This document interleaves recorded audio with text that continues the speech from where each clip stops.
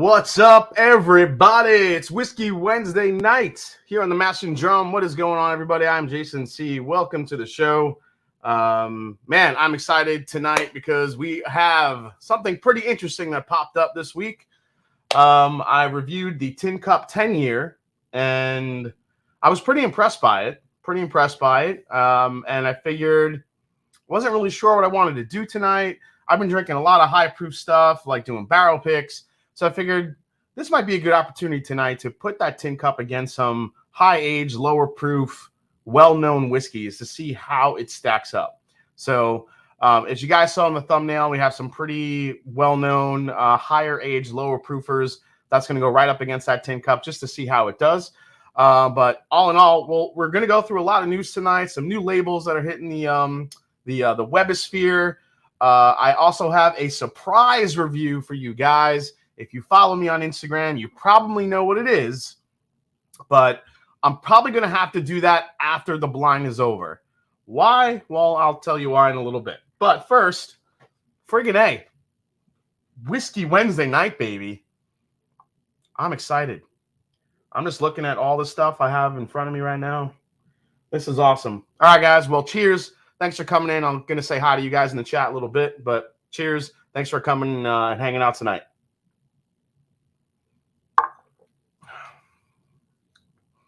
Ooh, I'll let you know what's in my glass right here. And that is the Penelope Architect. But this is actually batch 2. The fine folks of Penelope were able to send this over to me. In the review, I had mentioned that there was a little bit of a youthful characteristic note that I was getting in the first one, and they agreed. So they told me that the batch 2 does not have that anymore. So we'll do a quick comparison in a little bit. But first, let's say hi to all you guys in the chat here. Whiskey Reaper in the house, Horses and Bourbon. Tim Gorgeous is here. William Wiley's here. What's going on, man? Justin Jenkins, Adam Hinton, Kelsey Dropping Dimes is here. Stephen Blom, Top Dog, Mark Mace. What's going on? Brett Marquette in the house. What's going on? Old Man Joe, Craig Benfield, Matthew Raber, Sugar Kitty, the Brewbega Mega in the house. What's going on, man? Sashi Shane in the house. I can't almost say that. Sashi Shane. Sashi Shane is here. Dunny in the house. What's going on, bud? Hank Williams Jr. Sunday Evening Scotch. What is going on, Mike? Nice to see you, bud, as always. Chris SBWE. This is going to be good. I just picked up another Russell's 10 because it was on sale. Dude, when Russell's 10 is on sale, that thing is like $30. It's crazy how cheap that gets. What's up, Wade Ward? Nice to see you, man. Cindy Hutton is here. What's going on, Cindy? Peter B. Mike Cullerton. Almost like the beginning of the last waltz. Let's see. Apple Crow is here. Mark Emanecker. Jason Coates. Dan O.B., Jared O'Connor, a bunch of other people coming in. Roscoe, JG, smash the like now. Yes, if you can. IC86 is here. Roscoe P. Coltrane, Slapshot, Prescription Bourbon. Got our first super chat of the night. Says, hey, M&D, what's new at the TTB? Great to be here. We're going to find out soon, Rough Spirits Collections. We'll be there. We'll get there. It's a lot to see on the TTB. Jeffrey Wack in the house, of course. Jimmy Copeland and a bunch of others coming in. So OS is here as well. Justin Kim, just a bunch of people. All right. JP's Budget Collector said, new to channel, just started drinking bourbon like literally in the last month. The channel's been super helpful. Well, that's awesome, JP. Welcome to the wonderful world of whiskey and bourbon and all the great rabbit holes that you will go down to to search and look for some great bourbons. But this is there's no better time right now than to be into whiskey than right now. There's just so much good shit out there. So while we still have a few people coming in here, people kind of saying hi and chilling out. Hey, what's up? Smoky Ribs Barbecue is here. Yeah, let's compare this. So this is batch number 2 of the Penelope Architect. So I have that one here. Pretty new pour. This is batch number 1. So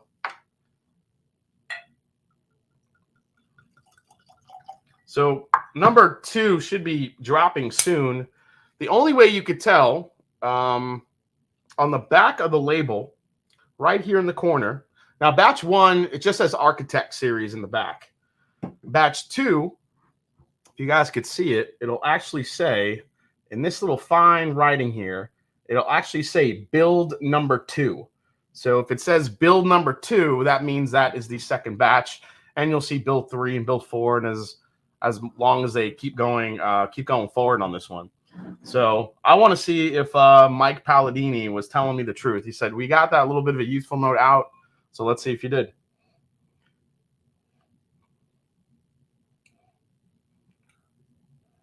Hey, what's up, Susan Robinson? So she says hello to the fellow lady whiskey drinkers out there. All the ladies, what's going on? So on the nose. Oh, yeah, for sure. I mean, on the nose, the batch 2 is already way more interesting. And you can see there hasn't been much. I mean, these are still pretty fresh pours on both of these bottles. But batch 2 has way more like praline, like a praline caramel, like richness to it. Whereas batch 1 has that little bit of a spiky, youthful characteristic, a little bit more citrus here, apple. You still get some of the dark fruit, but this is getting to like a pralines and cream type vibe to it, which I am digging. I'm all about it. I don't use that I don't use that tasting note enough. Pralines and cream. Sugar Kitty, Donald Rance turning 40. What? Donald Rance, the man, the myth, the legend himself, the whiskey, the Irish whiskey Yoda. There he is. Happy friggin' birthday, buddy. Donald Rance, dude. Donald has been one of probably the best people I've met in my whiskey journey. And I'm not saying this just because it's his birthday. I don't want to blow him up too much, but I'm just saying he has helped me so much in kind of guiding my my videos for Irish whiskey. I've mentioned him multiple times on my videos about Irish whiskey. He's introduced me to Irish whiskeys I never thought I would try that I would like. As I was kind of focusing on bourbon and Scotch. He kind of opened my eyes to this whole nother world of Irish whiskey that was out there. Because yeah, like, you know, in the beginning there was Jameson and there was all these other, you know, budgetary types of Irish whiskeys out there. And then as you kind of go along in your whiskey journey, you're kind of looking for cask strength stuff. So then there's cask strength Irish whiskeys, but that's always not necessarily the best one just because it's cask strength. So he opened my eyes to Middletons and the different types of redbreasts that were out there. Some of the more like the brands like Teeling, and introduced me to the Cooley distillery and some of those old barrels that they were using. Tyrconnell and just the Spots and all these other crazy Irish whiskeys that were out there. So happy birthday, Donald. Cheers to you. I really appreciate everything you've done to help me and also help the community, because I know a lot of people in the chat. You've been on some other channels before and talking about your passion for Irish whiskey. So if you're just as I love passionate people, you're definitely one of them, sir. So happy birthday to you. Curiosity Public in the house. What is going on? Is that Dutch? What's going on, bud? Nice to see you. They had a really good live stream the other night. If nobody has subscribed to Curiosity Public, you're just being stupid. You need to subscribe to Curiosity Public. They might have the best scoring system in whiskey of any whiskey channel. It's super comprehensive, and they do a great job with it. Let's see here. Independent Joe in the house. What is going on, Independent Joe? Another great channel for you guys to check out. He's always dropping links in the chat. Let's see here. Bourbon's in the house. What's going on, Bourbon? Another channel to check out. The Mash Bill. What's going on, Mr. Swagoo? Hey, it is Dutch. What's going on, man? Let's see here. Yep, happy birthday, Donald. Whiskey Yoda getting the birthdays. Richie Z, what's up? The OG is here as well. So, all right, let's try the first one. Or let's try batch 2. Well, you know what? I'm going to try batch 1 first.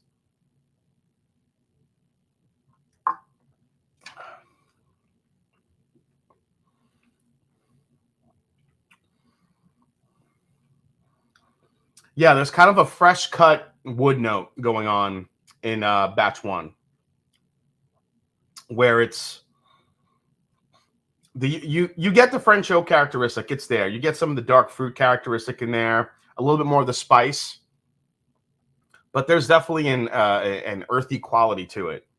Good. I definitely enjoy it, but off the nose, build number 2 here is starting to already on the nose. It's just miles beyond this one. Like I said, this is getting to praline ice cream, pralines and cream, a little bit of a nuttiness characteristic too.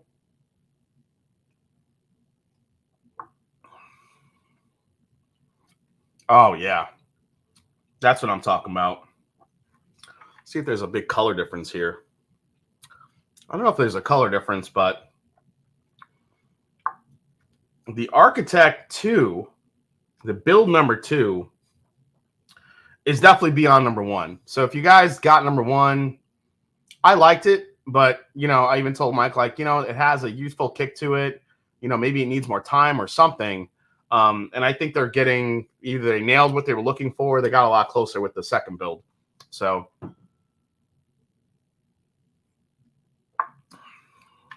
oh man, 104 proof, just like the first one. Way better finish. Way better. It's more velvety. It's creamier. This I feel like gives you way more of the French oak characteristics than the first one does. So Penelope just you know, Penelope's a newer distillery, guys, and you know, well, they're blenders, I should say. So they're all these different experiments that they're trying. You know, they're only going to get better. As with a lot of the new startups, I mean, it's a learning curve sometimes. But man, if you like pralines and cream and vanilla ice cream, and my goodness, look for the Penelope Architect build number 2. Way better than the first one. All right, I'm gonna keep sipping on that for a little bit. What do we got going on here in the chat? Let me catch up. Always like to try to talk to you guys. Who enjoyed last week's live stream with Dusty Dan going through those Dusty bottle designs? I thought that was pretty fun. It's like, and it's funny too, because right after we finished that, like I think during the week in some of the like the Facebook groups I'm seeing that have like Dusty bourbons, all of a sudden that Kentucky what was it? That Kentucky Tavern bottle, that really short, squatty one, kept like popping up. Like people were either talking about. Now I don't know if it was just coincidence, but all of a sudden I started seeing a bunch of them, and I'm like, and they're going for a lot of money. Like people were selling for a lot of money, but a couple people had some big pours of it and had some really nice looking bottles of it. And I know Dusty Dan wants one so bad. But I thought it was pretty interesting. We had a lot of fun with that one. Yeah, it's definitely young whiskey, Eric, for sure. Eric Waite, another great channel. Go check out Eric to be thoroughly educated on all things Scotch and other whiskeys as well. Carlos R. Redbreast Kentucky Oak coming out soon. Yeah, I've already seen it drop in some places. I'm definitely going to be on the lookout for that one. I wonder what conversation about whiskey between Yoda and Kermit would sound like. Try this Irish whiskey, you will. Does it taste like pork? I'm not going to like it. That's basically how it would go. Blend them together for batch 3. DC, what's up, Stout Belly? What's going on, man? Let's see here. That's good because I didn't love number 1. Yeah, I think some people felt that way about number 1, but number 2 is definitely on the up and up for sure. 21090 in the house. What's up, you crazy guys? Definitely subscribe to 21090. What's up, Emily Chambers? Nice to see you as well. Let's see here. Got to enjoy father-son wild turkey last week and loved it, but always can't help think, what if it was 100+ proof? Yeah, I mean, anytime. Ooh, the wild turkey father. I didn't think about that one. Maybe should I throw that one in the blind? My girlfriend already set it up for me, so I don't know if I can just throw that one in. We'll stick with what we got. But that's an interesting call out. We already have a Russell's in there. So, and it's not like you can easily get the father son, unfortunately. Let's see here. You better love raw fresh oak master drum from that new Red Breast dried oak Kentucky edition. Is that have you tasted? Is that what it is? It's like raw, like just raw fresh oak. I don't mind raw fresh oak as long as it doesn't come off bitter. As long as there's no bitterness, I'm good. Watched the live stream last night wherein Whack Attack ended up in the internet black hole of the chat. Hilarious. Ended up drunk and sleeping on my bar all night. What's up, James Taylor? Nice to see you as always, man.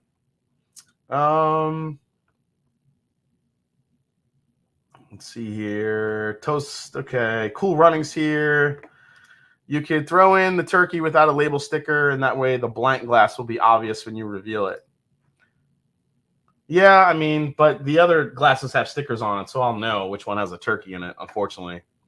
All right. So here is the surprise review we're going to do later. I just got this today, and like I said, if you follow my Instagram, I posted this already today. Here it is. Look at this little baby. Look at this little baby.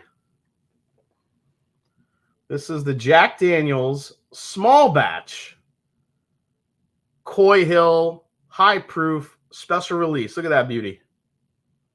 Ooh, baby. Now, what I can tell you is that this is a beautiful 153.2 proof. Holy shit.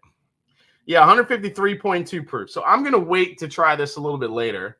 I'll probably drop a full video on this. Actually, I might record it tomorrow and just post it tomorrow. Do a quick tasting of this one.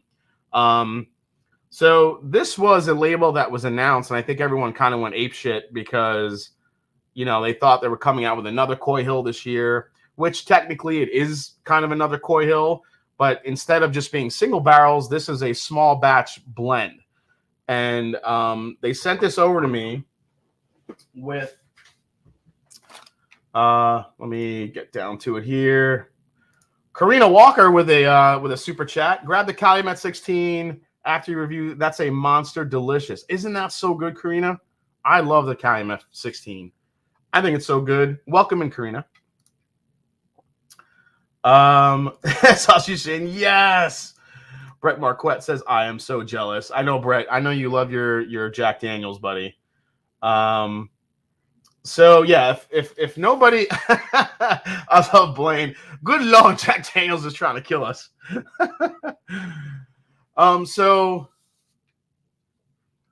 Hattori Hans says, love you, Jason, but the Falcon hat gotta go like the ghost of Matt Ryan did. I'll never give up on my Falcons. It's a rebuilding mode. Give him a chance. We'll see what happens. Hopefully they will do all these LE Jacks and 375s going forward to spread the bottles out more. That's what I was going to say, actually. I'm a big fan of doing LEs in 375 milliliter bottles. It just gives everyone more of a chance to try it. I mean, let's be honest. Most of that stuff that kind of the big collectors get, or the spenders or the flippers, either never gets opened or it gets sold. Or it just sits on a shelf because they don't want to open it because of the rarity of it. I think a 375 kind of, I don't want to say kills that vibe. That I just feel like with a 375, you're more inclined to drink it rather than collect it because it's a smaller bottle and it just doesn't really fit with all the bigger bottles that are around. I mean, could you imagine like birthday bourbon or, you know, stag or any of the more allocated releases coming out in 375s? And I really do believe that we're going to see this as a trend going forward. Maybe Jack Daniels is kind of the starter here. Maybe they're the ones. I know other folks have done it in 375s. I've seen Eagle Rare bottles. Eagle Rare picks have been releasing in 375s here and there, and other brands releasing them. And I love that idea. It just gives more people a chance to get their hands on bottles to try. Yeah, it sucks because you have less, but hey, it's better than not trying it at all. You know what I'm saying? What do you guys think in the chat? You a fan of the 375s for big releases, or you rather have a full 750 to put lovely on your shelf? Big shout out to Jimmy Copeland. Was on tour with Jack Daniels today, and they told us about the Coy Hill release 2 days too early. Don't you hate that? I hate when you're at a distillery, they're like, oh, we're going to release this lovely special release in 2 days when you're not here anymore. Damn it. Like, can you just sell it to me now? Can't do that, sir. Well, thanks. Thanks for crushing my dreams. Donald Rance, what's going on, buddy? Oh, there he is. He's still here. Yeah, they're talking about that Dare Gaelic. I still need it in my life. Got Mash and Drum merch, nice threads. Oh, hard member, thanks so much. Yeah, you could thank my mother for that. My mom, if you're watching, thanks for sending out all the merch, the shirts, the glasses, everything. Appreciate it. I love you, Mom. Forget proof. What's the octane? Exactly. I think this is plus. I don't know if it's quite high test yet, but I think it's plus. I'm going to crack the Jack, but I don't want to burn my palate out before I do this blind tasting. So we'll dive into the blind tasting soon so I can get into this a little bit later. Couldn't they just sell bottles of brown water to the collectors and let us have the bourbon? It's actually not a bad idea. I agree, Jason. 375s makes sense. Why not? Speak the gospel, Jason. Bring on the 375s. This is the hang up though. It doesn't look as good on the shelf. And that's fine with me. I mean, I don't really care. But I'm in a different mode than some folks, It's like, I know a lot of us that watch, we buy whiskey to drink. Who cares if the bottle looks good on the shelf? You want it, you can always keep the bottle and fill it with regular Jack later or whatever. But I don't know. I just feel like the more you could spread the love of whiskey to the more people to try your product, I think it's just a good business decision as well. I'm not even going to bring Buffalo Trace into it, but let's say Old Forester, Buffalo Trace, not Buffalo Trace, but Old Forester, Birthday Bourbon, or any of the other stuff that they make that's highly allocated that comes out. The President's Choice, some of those bottles, they do those bottles in these 375s. It gets spread out more people get to try it. And I think it also kind of, it kind of puts you in a good light with the whiskey consumer, especially ones that just want to try and drink the product instead of it just going super heavily allocated and nobody ever seeing it. Now, I realize that probably making 375s of full-size bottles could be a cost concern for, glass is already really expensive still right now. It's starting to come back and we're starting to see more of it and it's getting a little better now, but cost is always a concern. I remember when Jackie Zykin was on, we were talking about Birthday Bourbon and the little minis. And actually, no, it wasn't Jackie. It was actually Campbell Brown when he was on. And the first thing he said was, well, who's going to pay? I was like, we're not going to be able to pay to make that distinctive Birthday Bourbon bottle that small. That'll be a big cost, but maybe at a 375 might be a little bit better. So, I open everything I buy because, well, that's what I buy it. Why wait? Let us know how it is. JD seems to be making some good changes. Yeah, absolutely. Yes. Why, yes, we do have some. Yeah, there's some 375 Blantons. P90X will be offered as a 375, of course. Yeah, Sapple's in a 375. I do like that. Yep, the Whiskey Barons collection, absolutely. Yeah, the 117 series they do in 375s, which I appreciate. But I don't feel like people go crazy about the 117 series like they do for like the birthday bourbons and stuff of the world.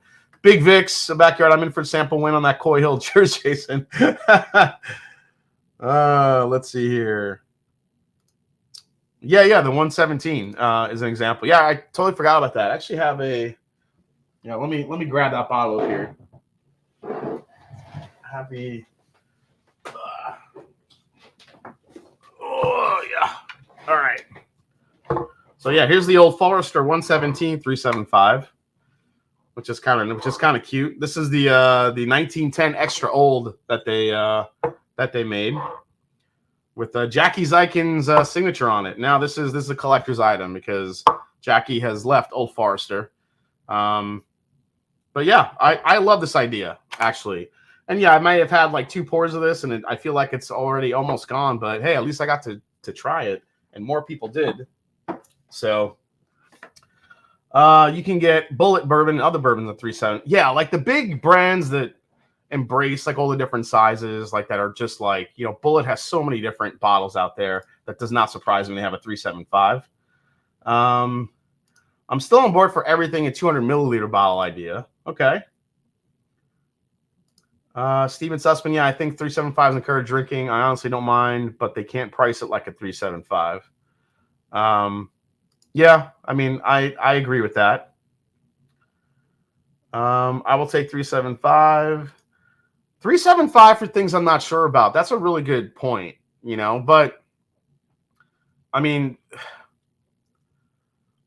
you know, I don't know how feasible that is. It's just like, you know, if there's a bourbon on the shelf that you're just not sure about, it's like you can only hope it comes in a 3.7.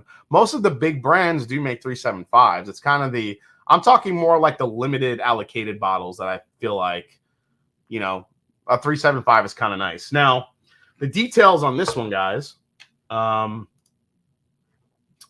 Let's see here. I don't think I missed the super chat. Eric Wade says, I have a Jack Daniel's single round special release at 140.8 proof. Yeah. This is the highest proof whiskey I've had, I think, is 170 proof. That thing was crazy. Yeah, Wild Turkey 101 in a 5-gallon bucket. Yeah, what if Pappy was in a 3.75? They would never do it. They would never in a million years do it. But, you know, it would give people a chance to get it. But that would go against Buffalo Trace or Sazerac's entire sensibility of holding back and making things more rare, you know, to build up that desire and that want, you know, for anything. That would just go against, like, God forbid Buffalo Trace made anything more available. You know, the world would implode. So I mean, they're definitely not going to do it for Pappy. Yeah, they do it for Blanton's, but remember, Blanton's is a 4-year-old whiskey. That's not hurting anybody. They have plenty of that aging. They churn that out like this. So DC says, fun fact, you drop a Viagra in a 3.75, about 30 minutes, it'll grow to a 3.750. I'm going to try that. I'll try that later. I'm only kidding. I don't have Viagra. All right. So here are the details on this. The Jack Daniel's Distillery introduces the very limited Jack Daniel's small batch special release Coy Hill high proof in 3.75 milliliter bottles, available in Tennessee only. That's the only hang up for this one. It's a Tennessee only release. Again, matured in the highest reaches of barrel houses on Coy Hill. Proofs will range on this one. The small batches, they are 5 unique batches: 143.6, 147.3, 149.8, 153.2, and 155.1. So I have the second highest proof one at 153.2. Let's see here. Jack Daniel's small batch special release Coy Hill has an aroma of, I don't want to read the notes just yet. Same Jack Daniel's mash bill, 80 corn, 12 barley, 8 rye. So this will be available in very limited quantities in Tennessee and at the White Rabbit Bottle Shop at the Jack Daniel Distillery beginning July 1st. Price for this little guy, this little bugger, $55. So $55 for this 3.75. So, but I mean, honestly, look how dark that is. I mean, like, wow. I mean, you can't even see through it. Now remember, these aren't age stated, but if you look on the neck tag of these bottles, you can figure out the age. So this was, let's see here. This is batch 4. Bottling date was 5/23/22. Barrel houses number 8/13. All right, so this one actually doesn't have the math on it. The regular Coy Hill bottles actually have the fill date and the bottling date, so you could kind of And what we were finding out is they were generally around the 9-year-old mark. So I would guess it's kind of the same for these. They're just small batching it instead of, you guys want me to try it now? I'll just fucking try it now. I'm too excited. I'm sitting here holding it. I'm just going to try it now. Whatever. I'll drink a lot of water before I do this, but I feel like we should try it. Yeah, it'll definitely sell out in no time. Cool running. I'm right with you. All right. Let's see what this is here. Oh, this is just all more information about. I like this little note. It says, due to the high barrel strength, the bottle should remain upright at all times unless pouring into a glass to enjoy, or your bottle will explode. It literally says that on the top line. Gotta love it. All right. Move that out of the way.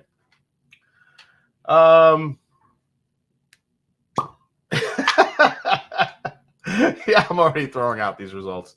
We're just gonna have a little sip, man. We're not gonna go crazy on this. I did have a little bit of a palate waker upper a little bit earlier, so my palate's not gonna be super burnt out. I'm not gonna, it's not gonna kill me here. Wow, it definitely smells like Coy Hill. I'll tell you that. So Coy Hill, when I tried it last year, when it was, one of my top 10 whiskeys, I said that it wasn't the most complex, whiskey that you're going to have, but what it does have, the viscosity, the flavor, what it does have is like amped up to level 12. So you're not going to get all like this crazy like flavors going in and out and things changing and things evolving on the palate. I never got any of that on the Coy Hill.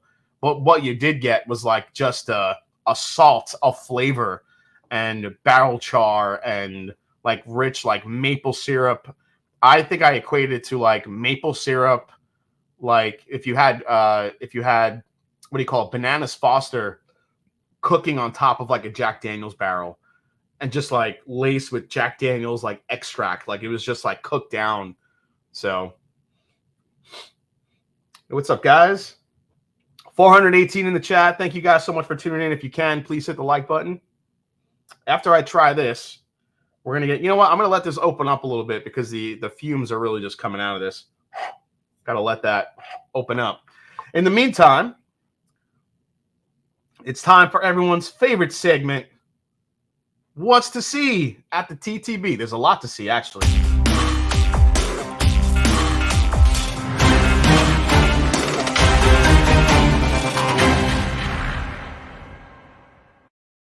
All right, and we're back. All right, so scouring the TTB, we found some very, very cool upcoming releases that are about to hit the shelves probably in the next several months. Smack the like, guys. Like this Coy is about to smack Jason's palate. Yep, probably. Whiskey Mouse says, just making me want to pour some Coy Hill. Thanks a lot. Go get it, Whiskey Mountains. Go get it. All right, so first one up that I saw.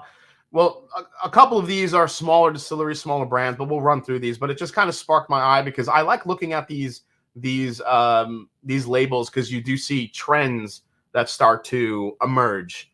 And I definitely see a trend emerging with the labels we're about to see. So let's check them out. First, 3-chord Goodwood Kentucky straight bourbon whiskey finished in imperial stout barrels.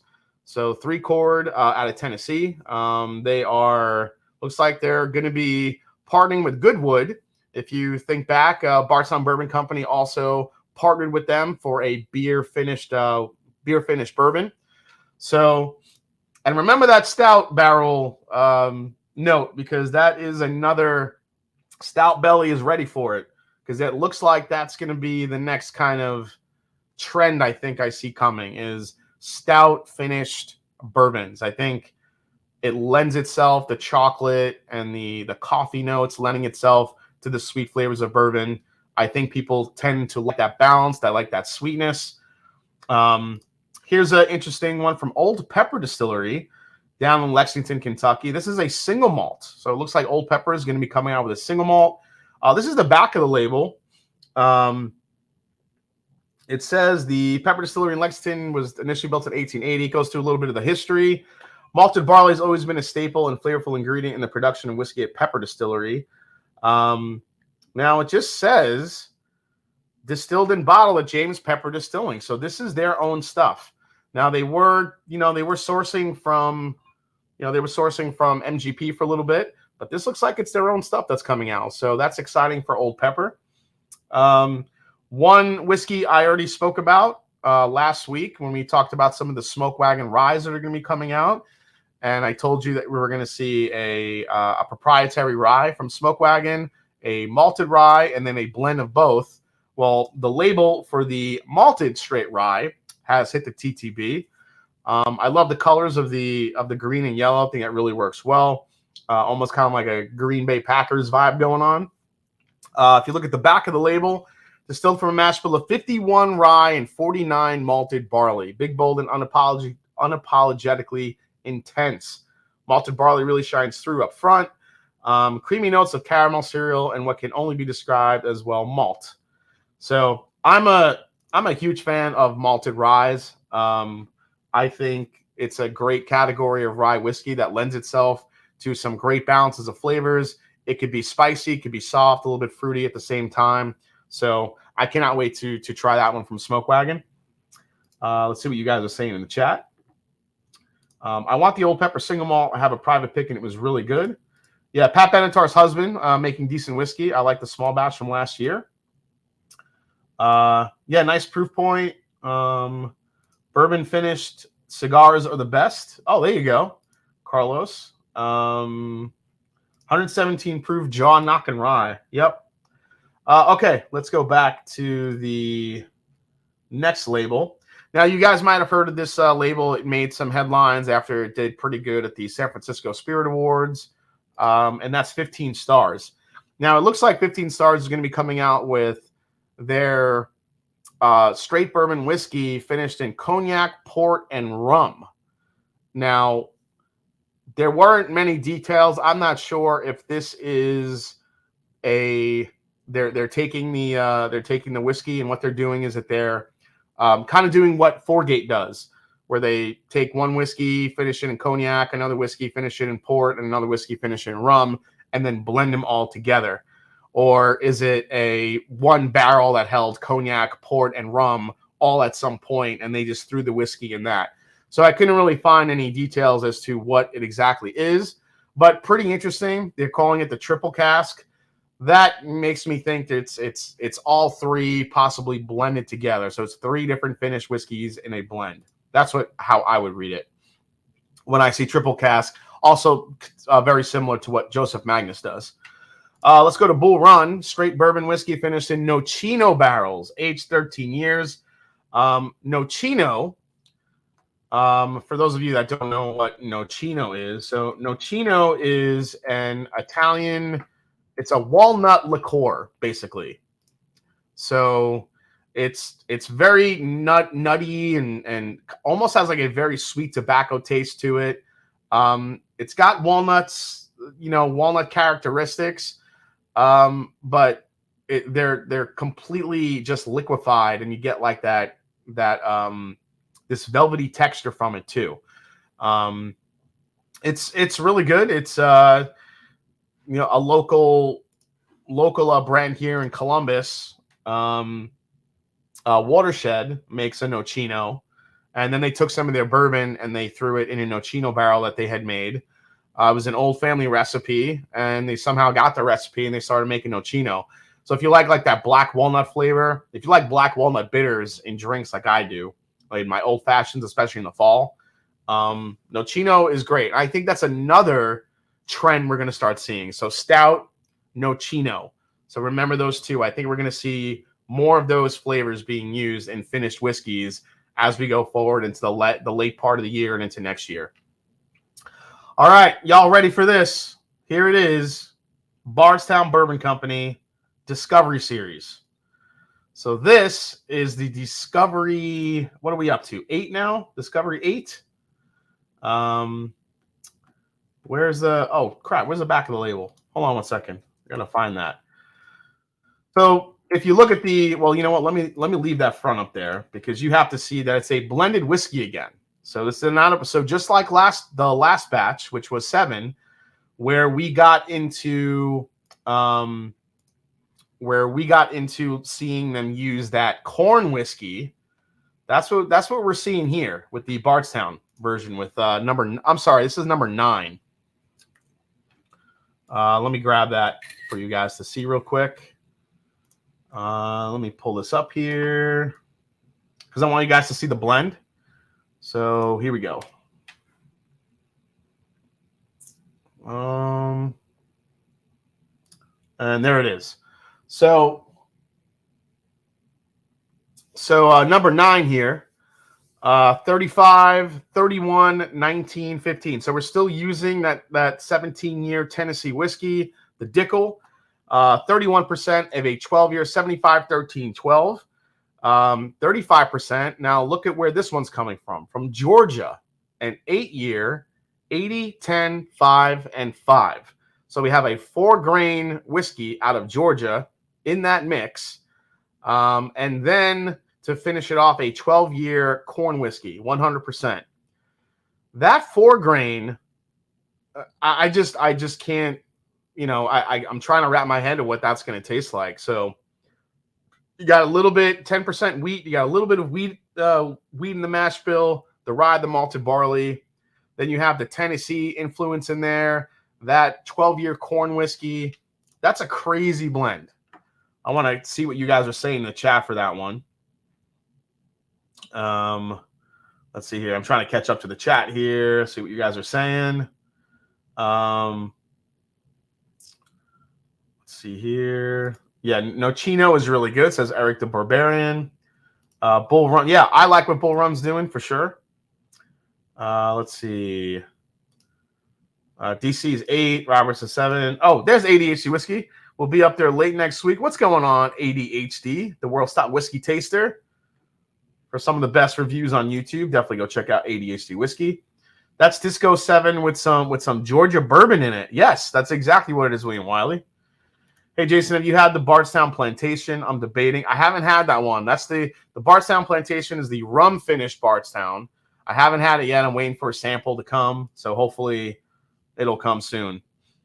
Did they skip it? I think we saw the label for 8, but yeah, 9. Dang, says DC. Yeah, I don't know if I remember seeing 8. I'm sure we saw it along the line at some point. Bardstown Discovery Mellow Corn. I like the 7. I was a huge fan of the 7. I really like the 7 a lot. Yeah, Georgia. I'm wondering where that one's coming from. Let's see here. Per Cumming Whiskey. The Georgia bourbon is from Ivy Mountain Distillery, shuttered in 2019, says Kenneth Rathburn. Well, that's interesting to know. Anybody from Georgia in the chat had anything from Ivy Mountain? There's Swami. He's in Milwaukee with hanging out with Scotty from from My Bourbon Journey. Yeah, Disco 8 was 2 MGP Rise, the Ontario, and the 12-year Kentucky Bourbon. Yep, that's what Discovery 8 is. I don't remember seeing 8. Did 8 come out? I'm not sure if 8 came out. I heard something else special is releasing at BBC this Friday. Yeah, so just so you guys know, ADHD Whiskey, the World's Top Whiskey Taster, if you guys haven't heard yet, he had a chance to blend his own release at Bardstown Bourbon Company. One of the perks from being the World's Top Whiskey Taster, which he won. What did you won? You won that last year. So he his blend that he worked on is releasing this Friday at Bardstown Bourbon Company.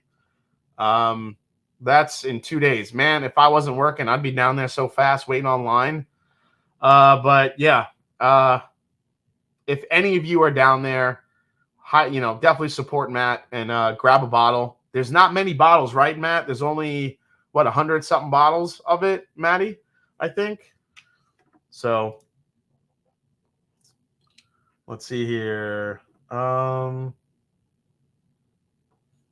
I'll trade you a Stack Junior 15 for one of those. Everyone's already making trades for it. 170-ish. Yeah. I'm gonna try to, get a bottle for, from a buddy of mine and see if I can somebody can grab me one. I'm sure it's gonna be limit one, but I'm gonna try to get one ADHD. Faux show. Houston, Texas says, "What's up, Jason?" What's going on, Houston, Texas? Houston kicking the shit out of my Mets. The Mets cannot beat Houston right now. It's killing me. With the ham hock, drunk, touching random people. What? I don't even want to know. I don't even want to know. All right, let's keep going here. A couple more things to go through. Taconic, great distillery out of New York. Look at this. They're coming out with a rum barrel, a rum finished bourbon whiskey, and they're coming out. Look at this. Another stout. We're seeing more stout barrel releases coming out. Taconic now doing a stout release. I'm guessing that's all going to come from a local New York brewery. We'll see. Now we have Nulu coming out with a couple of beauties. Nulu coming out with a Amburana barrel. Now, Amburana, if that sounds, sort of familiar to you, it's because we've seen these guys do it. And I don't know if Starlight was the first to use Amburana, but they might have been the ones that made it kind of famous. So Amburana is I believe it's a Brazilian oak, or Brazilian wood, I should say. Let's see here. Brazilian Amburana barrel for initial. This finish provides intense baking spice aromas, sweet vanilla, cigar box notes to complement the rich orange peel and rye spice in the blend. Yeah, I highly agree with that. It's extremely apple cinnamon forward. And I think I think Amburana is also going to be kind of the next big thing. I think a lot of people that we're seeing will start using Amburana barrels. I've talked to a couple of other folks that have plans to use it. So Nulu using those as well. Nulu is also coming out with this, a toasted French oak small batch rye whiskey, non-chill filtered. Love it. Anything French oak, I'm all about it. This I'm really excited about. Green River.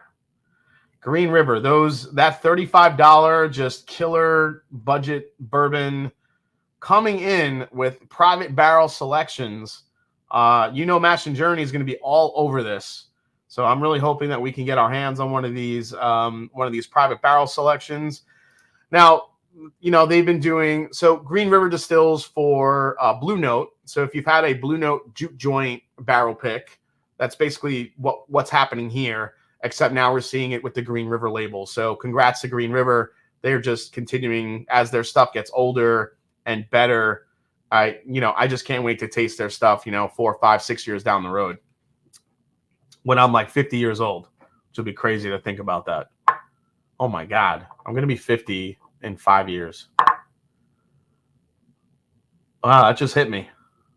Wow, 50. 5-0.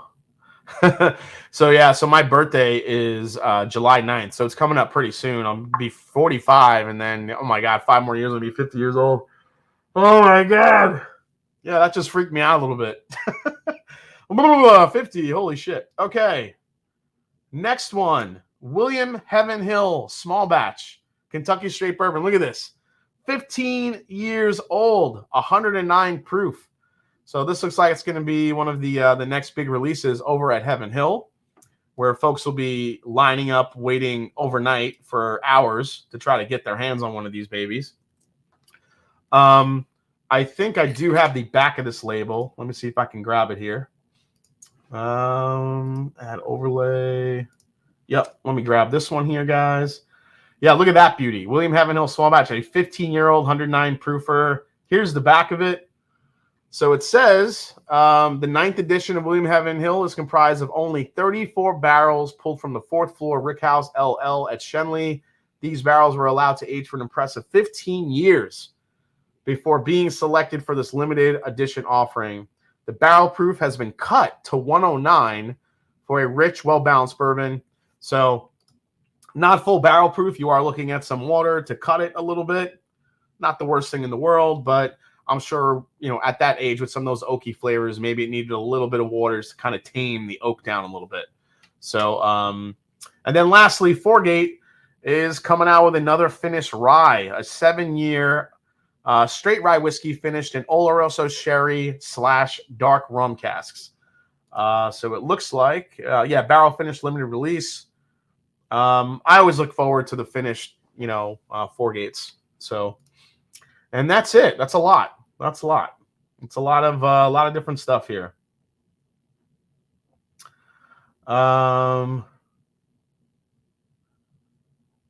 Let's see here. The Starlight cigar batch was mind-blowing. Tasted like teakwood and incense. Whistle Pig has an Amburana barrel finish. I thought they might have one. 50 is the new 11, says ADHD Whiskey. That makes me feel a lot better. F you're 50. Smash and Drum, I'm older than you. Top Dog says I'm 54. All right, I'm right with you, man. Amburana is a bean tree, a spicy meatball. Oh, there you go. All right, save some Coy Hill. Half a century old. The 16 wasn't a winner. Let's pray for the 15. Yeah, I agree, Todd. I was not a fan of the 16-year-old. Yep. You look better than most for your age, Jason. I accept it to catch up. DC says, speaking of French oak, is your old charter in tonight's flight? It's not. That's actually a good one. That's a 90 proofer, right, DC? I think. I wanted to. Well, yeah. I guess I could have probably thrown it in there. I kind of grabbed the ones that were at least. So the charter oak that I have, DC, is I think it's only about 8 or 9 years old, which I mean it's pretty close to the ages here. But let's see. Why cut it though? That's DC. I think they're cutting it they're trying to hit some sort of flavor profile with it. Let's see here. Let's just agree that July is a great month. It is. July is kind of the best.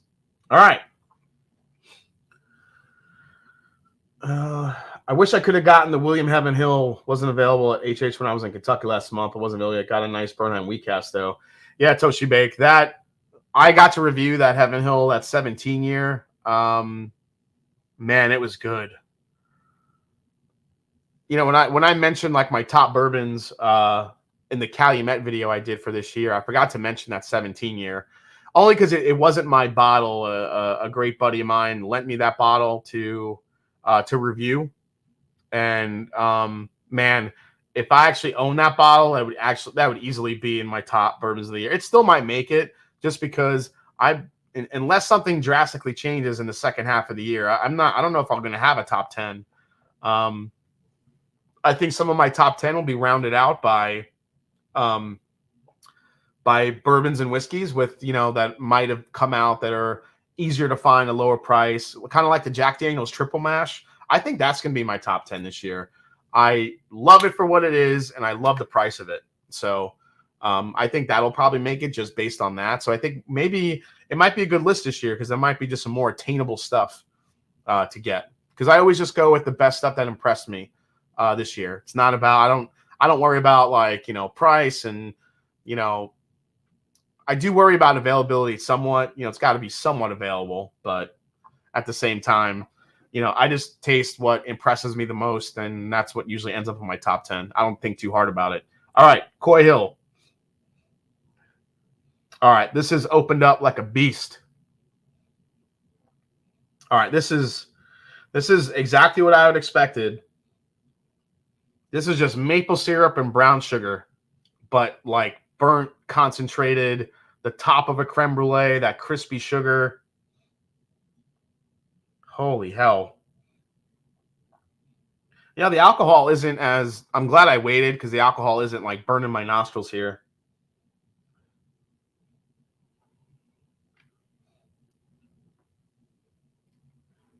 Toshi Bake, I could send you another sample if you want. I was able to get 2 the H8. You know what? I might need one for the end of the year, so definitely save me a little bit. I got to say, probably some of the best bourbons I've had this year have been picks, honestly.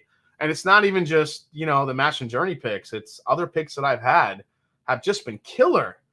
So, if I didn't do reviews, I'd be chasing people's, you know, I think ADHD whiskey has some of the best picks I've tried. Some of the other bourbon groups that have sent me some of their samples. The Ascot Awards, kind of helping Fred Minnick out with that. We picked a Russell's Reserve single barrel for the best barrel pick. That was an absolutely delicious. He actually just posted a video about it today. That was easily the best single barrel. That was one of the best Russell's picks I've had in a long time. So really good stuff. Michael Yosef says, Jason, I'm a big fan. I was wondering if you can share your thoughts on the EHT barrel strength rye. Are you going to be able to get a hold of one? Unfortunately, I don't get any of those. I doubt it, honestly. The only way that I get to try one of those is if I can find someone that actually gets one and maybe gets a sample to review, but I won't get a bottle of it. I don't get any of the Buffalo Trace stuff. It's impossible. Unless I'm willing to pay the secondary prices, which I'm not for most Buffalo Trace stuff. All right, cheers. Coy Hill, 100. Coy Hill small batch, 153.2 proof. So if any of you out there happen to get an E.H. Taylor barrel proof rye, I'll pay you for a sample to do a review of it. That's what I did with the 18-year marriage, which actually worked out. I paid like $70 for a sample of that just to do a review on it. But unfortunately, not a lot of guys are doing that anymore. They just rather sell the entire bottle instead of breaking it up. So cheers.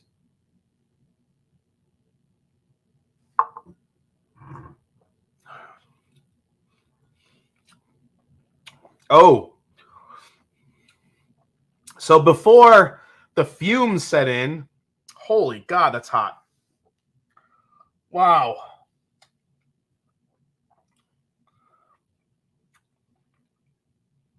Woo. Yeah, that was hot.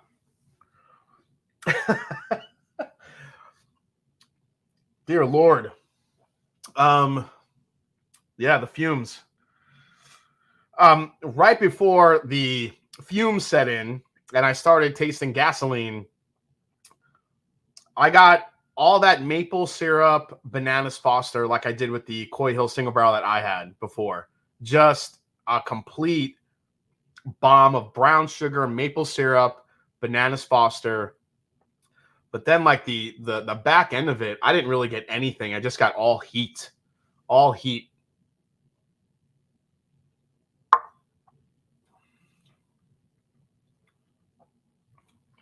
Second sip was a little bit more palatable.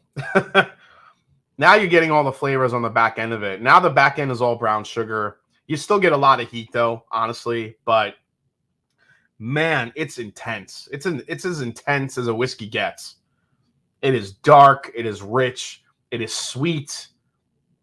It is. Did I say it was hot? It's hot. It's hot. But yeah, this basically reminds me of the Coy Hill that the single barrel that I got to review and got to try a couple of them, which was the like I said, maple syrup poured over, or bananas Foster, I should say, with maple syrup poured over pancakes, and holy hell, that is intense. So, all right, I'm gonna need a little water with the Mandalorian. Ooh, that thing will make you sweat. Michael Yusuf said, I got to sample that last drop from Buffalo Trace that you can review if you like. Holy shit. Yeah, I'd like to review that. Yeah, Michael, email me at themashanddrum@gmail.com. Absolutely.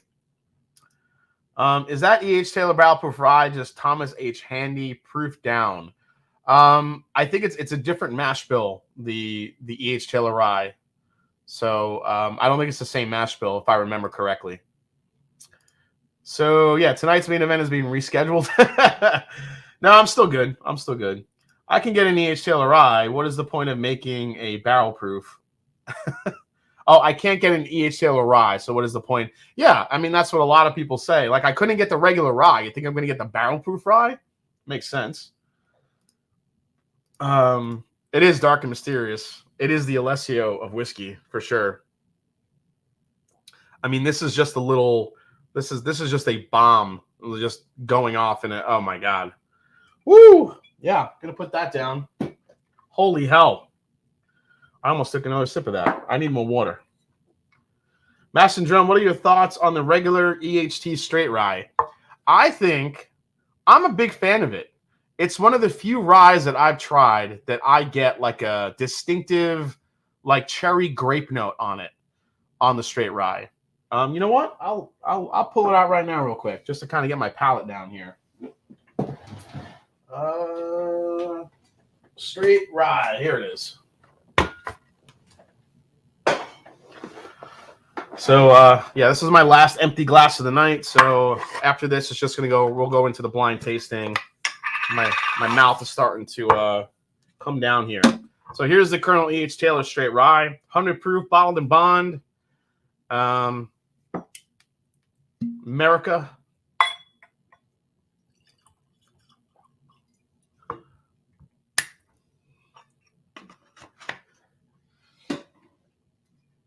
I mean, again, this rye isn't gonna, it's not gonna blow you away. But I think from a rye profile standpoint, it's interesting. It's got a nice profile to it. How much can you give me so by calling their whiskey straight? Sorry. Oh my God. Yeah, I mean, it still reigns true. So you guys know like that Eagle Rare, like grapey cherry note that you get? I get that on this rye, honestly. And again, it's just Buffalo Trace with that sweet candy, those barrels. It's just, everything just comes out on so much of the sweeter side of things. All right, let's get this. I haven't had this one in a while, so let's try it.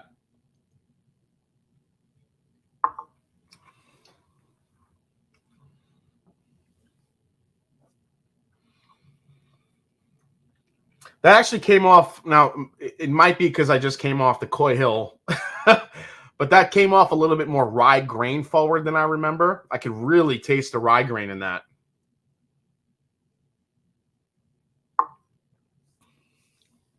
Yeah, second sip was a little better.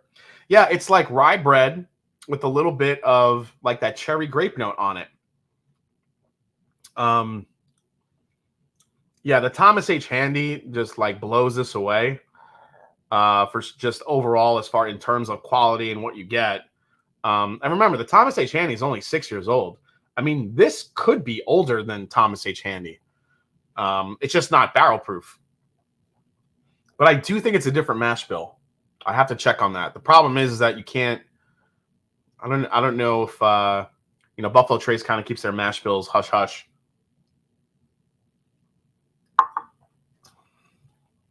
Yeah, it's again way more rye bread forward than I remember. With and it's laced with a little bit of fruit. I think at cast strength, what I'm hoping is that when it does come out, more of the fruit comes forward rather than the, that rye grain. But again, we don't know what the age of that Colonel Taylor barrel proof rye is going to be. It could be a lot older than this is, so we might have some more nuance, some more layered flavors in it.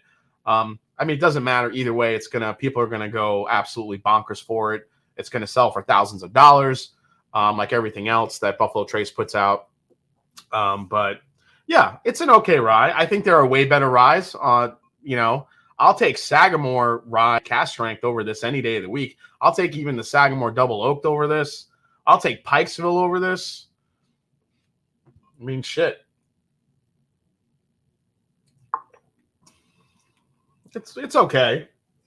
It's a good rye. It's a good sweet rye whiskey. It's a Kentucky rye. There's no frills. There's nothing that really stands out about it except that nice little fruit note that comes out. But if you've had it before, it is kind of grain forward, at least to me right now. But that might be because I'm coming off the Jack Daniels. So Mark May says, Houdini's a sweet bomb, perfectly delicious. It sits on my shelf with the best. Mark, I hope you're enjoying that Houdini, because that Houdini is one of the best bourbons I've had this year. And not just because we picked it. It was hands down. It's so damn good. All right. It is time. Oh, wait. Darrell Stewart is here. What's going on, Darrell? Yeah, Hard Truth Rye. You talk about a balanced a balanced sweet rye with some really like rich fruit notes and some rye spice. That's that Hard Truth Rye sweet mash destroys that Colonel Taylor. And that Hard Truth Rye is like a 2-3-year-old rye whiskey. It's not even close. E.H. Taylor Barrel Proof is a monster. Will E.H. Taylor Barrel Proof rye be good as Crowley rye? If yes, it's going to be a hitter. Yeah, but I agree. It's but yeah, I don't know. I'm curious to see like what the age statement on that bottle is going to be for the rye, because it has all the capability of being something special. But the special release Colonel Taylors for me have been the two that stand out to me that I've loved, that I've gotten to try. I haven't gotten to try all of them. The 4-grain and the 18-year marriage. I've gotten to try the Warehouse C Tornado, the Tornado Survivor, and that was good, but nothing to write home about. I tried the Seasoned Wood. Wait, I'm trying to remember if it was the Cured Oak or the Seasoned Wood that I liked. I can't really remember. It might have been the Seasoned Wood. No, it might have been the Cured Oak. I don't remember. One of those two was pretty good, and one of them was meh. But the ones that I can remember that stood out were the 4-grain and the 18-year marriage. Really liked those releases. I thought they were great. I thought the Amaranth was okay. The nose I loved on the Amaranth, but the palate really fell flat for me. There wasn't really anything that stood out, anything like super interesting about it. I was like, people are paying thousands for this. Okay. And last year's Warehouse C was it was basically Eagle Rare in a bottle. It was a 10-year Warehouse C. There wasn't really there wasn't anything that stood out about it. So that's kind of my rundown of some of the E.H. Taylor special releases. But all right, let's get into this. This isn't part of it. Get out of here. All right. Cured Oak. I think that's the one it was. Dan liked. Dan and Julie Lifetime Whiskey. Everybody give them a subscribe for sure. Love you guys. Cured Oak I think was the one that was fantastic. The Seasoned Wood I don't think not so much. I definitely love the 4-grain, and I really like the 18-year marriage.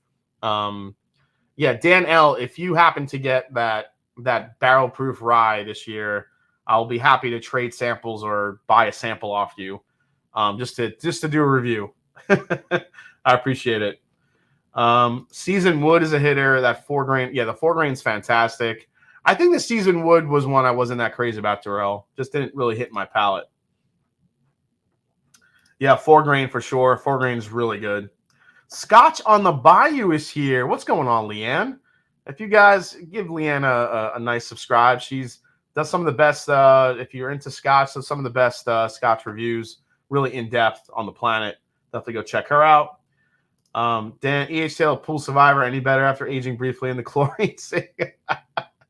You guys got to watch Dan jumping in the pool. It was freaking hilarious. Let's see here. Whiskey Nose says Rye 3. What about Rye 3, Whiskey Nose? Of course, if I get it, I'll send you a sample. Thanks so much, Dan. I appreciate it. Oh, Julie loved the Seasoned Wood. Man, I'm trying to remember if I like that one. I remember definitely liking the Cured Oak. Maybe Seasoned Wood.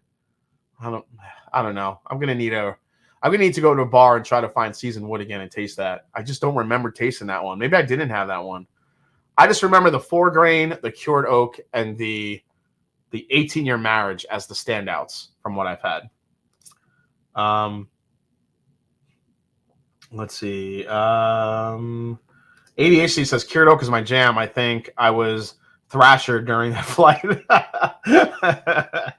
Well, naturally. All right. Speaking of flights, let's get into this low proofer flight. Now that my palate has reset a little bit here, I'm just going to mix these up. So this should be a lot of fun. Now, again, for those of you that missed it, I reviewed this beautiful bottle this week, and ADHD Whiskey has a good review on it. The Bourbon Junkies did a good review on it. So this is the Tincup 10-year. This one happens to say bourbon whiskey. But there are ones that say American whiskey on it. So here's the story with that.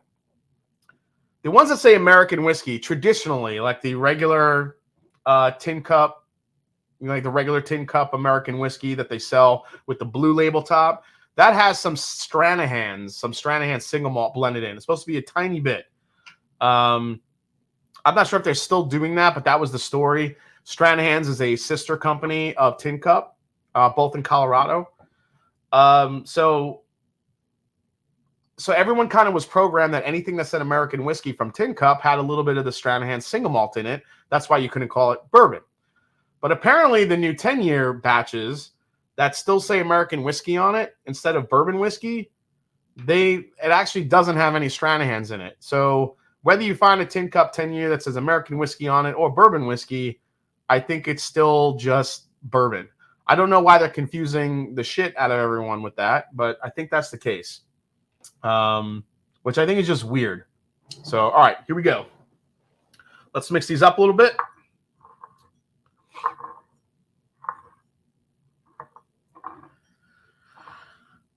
So the contenders tonight, real quick. Tincup 10. Weller 12. Weller 12 years in this mix. Eagle Rare. This is regular Eagle Rare. This is not a store pick. I made sure I used the regular one. Michter's 10-year. This big behemoth. And this is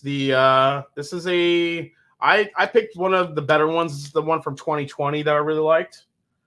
And of course, Russell's 10-year, which I did compare it to on the review that I did, but I figured, let's throw it in the blind and see how it really does. So those are the 5 in the mix tonight. Let's do this shit. Weller 12, baby. When I was at Stranahan's 3 years ago, they said that they did add some Tincup. So, yeah. Russell's 10 for the win. Yeah, do you guys have any previews here? Yeah, I don't think it's trying to confuse. I don't think they're doing that on purpose. I just think for whatever reason, they're just I think we just have, they're just using whatever they have, and they have American whiskey, and maybe they just had, okay, well, we want to get this stuff out. We don't have our bourbon labels yet, so just throw the American whiskey labels on it. I don't know. You never know with that shit. All right. Let me find a little some tunes to put on here. I always like to listen to a little bit of music as we're going through. All right. Let's see here.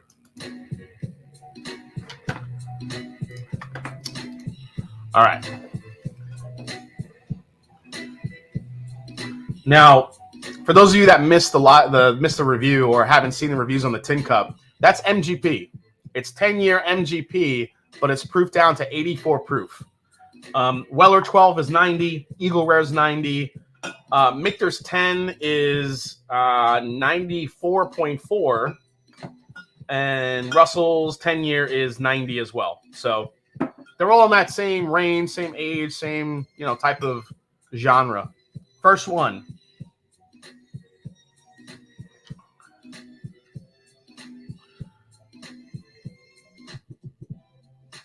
Russell's profile will stand out.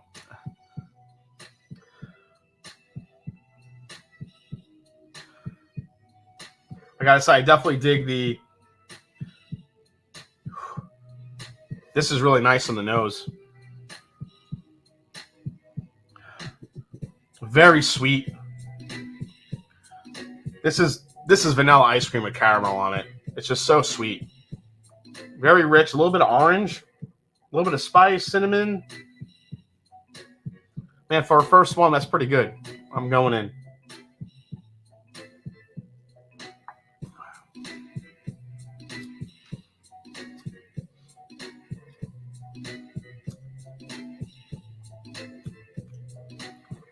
Good palate. Again, these are lower proof, so I have to kind of just take it for what it is. I'm not going to say, I wish it was higher proof. I mean, yeah, you do, but it has to be what it is, what it is. Please. All right, let's see. Let's go this one here. All right, this one's a little bit more groovy, this track. All right. All right. I don't mind number one, I should say. Let's go number B here.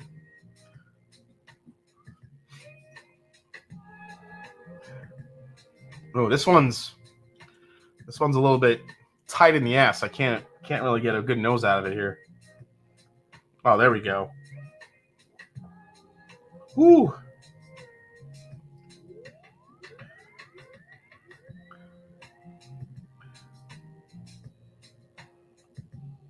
Whew. This one has a lot more spice. This one's a little bit darker, a little bit oakier. Getting like a hint of chocolate in this one.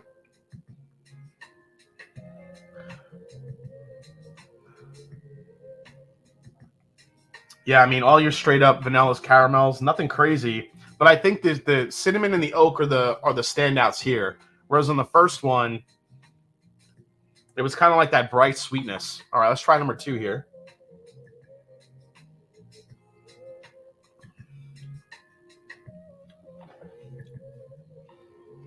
Number 2 is good. Ooh, I just got like a nutty quality on it. There's a nuttiness characteristic to number 2 on the palate, which guides me a little bit towards maybe Wild Turkey a little bit. It's got that spice as well. Weller 12 for the win. Yeah, all you mods, destroy the bots, please. Jesus Christ. Yeah, there's a lot of spam lately. Yeah, signature orange note. Drop the hammer. Weller 12 for the win. Robert D says this music reminds me of Jason in Long Island rolling in 1994 BMW with a body kit. Oh man. Oh my God. There's actually a song called Rare Breed. Let me try that one. Oh, kind of dig that one.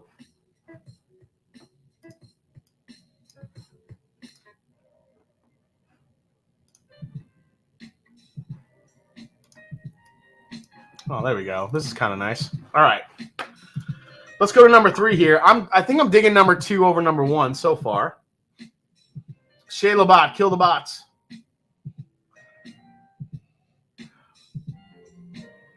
Ooh, number 3. Number 3 has a hell of a nose. Oh man, this is Big League Chew grape bubblegum on the nose on number 3, which makes me think, is that the Eagle Rare? But I have gotten grape on Michter's 10 before.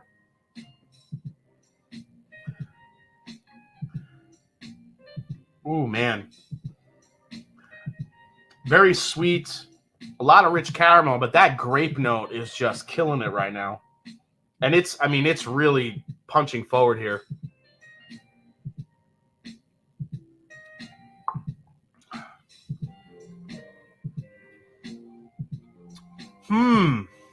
Oh, okay. The grape is on the palate. The sweetness is there. But I'm missing the spice that I'm getting on 2, like the finish. I judge a lot on finish. You guys know this. So 3, I love the nose and the flavor up front of 3, but it's not giving me what I want on the back end of it.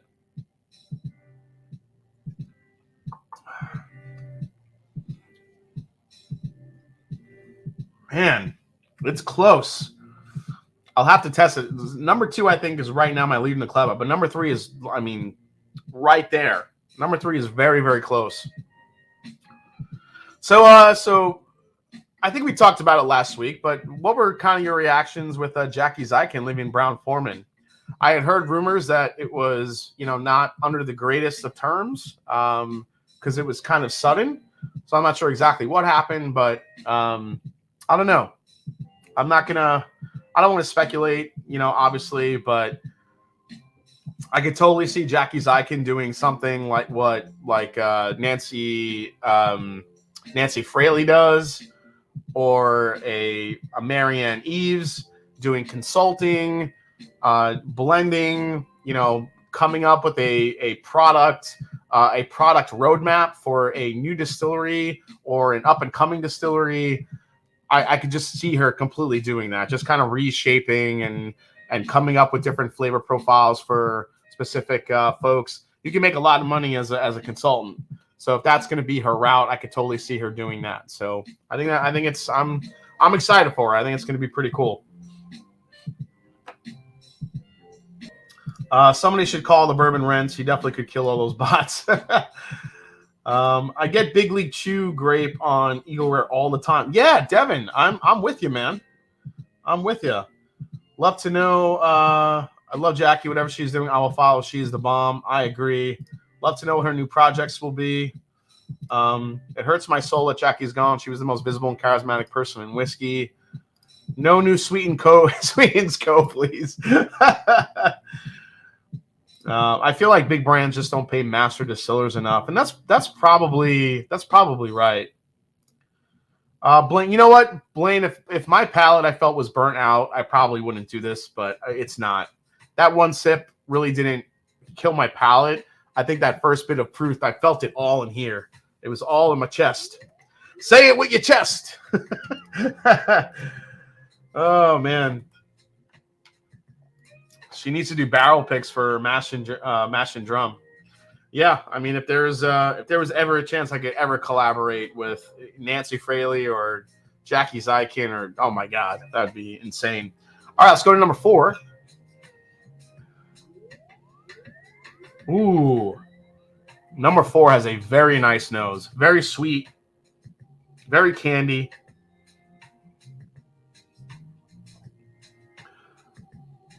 Oh, man. This is all vanilla ice cream. A little bit of like a juicy fruit gum characteristic I'm getting here, too.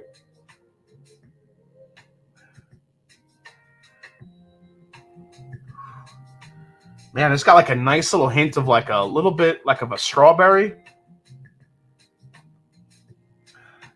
You definitely get some oak. These are up in age, so you're going to get a little bit of an oak presence here. That's a really nice nose. Might be the most well-balanced I've come across, besides number 2. Number 2 has a really nice nose. All right, here we go.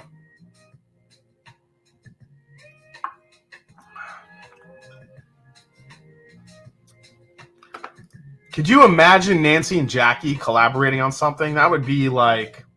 But again, that could be bad because they both have such distinct, powerful palates. I don't know how that would work. I'm sure they could find a way to make it work, but that's tough. You have 2 just amazing palates trying to work together to make something happen. So I don't know. Thoughts on new Top Gun, Jason? I'd love that movie. That movie was awesome. In other news, Jason's girl has said no, Jackie can't come over and play. It's probably true. It will take a while to find out, but I wonder what happens to Brown Forman's juice now that she's gone. I think that's kind of the big question. She was kind of molding the profiles for Old Forester for a little while.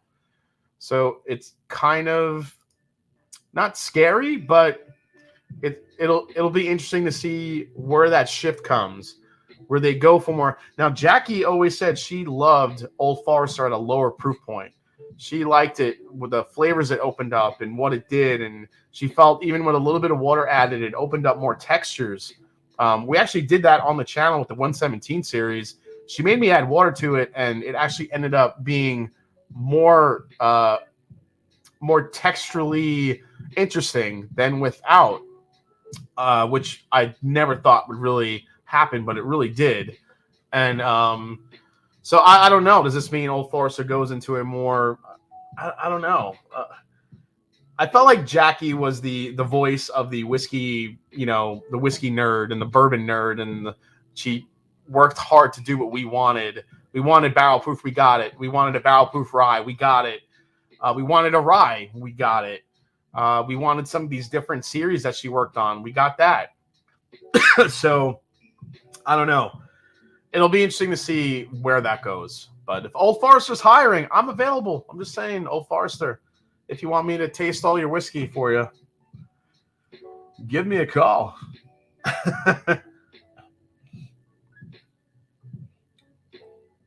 Scotch on the Bayou. I'm ready. Yeah, I'd love to follow Jackie or Nancy around for. Nancy Fraley is someone that I would just like to just watch her work for like a full week. Like while she's working on like the cigar blend, just see what she does and just sit there in awe of how she breaks down flavors, how she chooses the barrels, what blend, this blend. I can't even imagine. I would just be in complete and utter awe. So.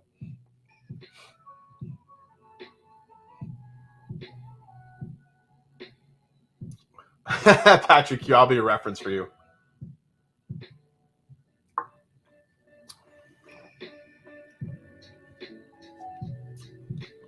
This is nice. It's velvety. It's very light on the palate, but there's still a lot of flavor it brings. Four is up there for me too. It's very sweet. I mean, so far, I can't say one or the other is really jumping out. I think 2, 3 with that grape note, but it kind of fell flat on the palate. I think 4 is in the mix as one of my favorites here. Let's go to the last one. Ooh.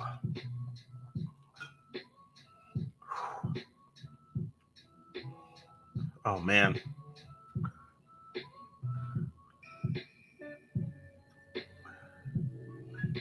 Jason, any Scotch or Irish reviews on the horizon? Yeah, Joe, actually, I just Glen Alecky just hit Ohio. So Glen Alecky 12, Glen Alecky 15. I've been kind of wanting to try those great space sides. Glen Alecky 15, I think, won Ralphie's Scotch of the Year not that long ago. So you'll see some Glen Alecky stuff coming out. Gold Spot, the new spot for Irish whiskey. You'll probably see a review for that coming up as soon as I get the sample. And also, when I get my hands on that Dare Gaelic from Middleton, there will be a full review for that to go through all the history and what they do for the Dare Gaelics. So those are kind of the few that I have coming up. Yeah, I mean, I got to say, all of these I would happily sip on, just chilling out, sipping on them. They're all pretty good.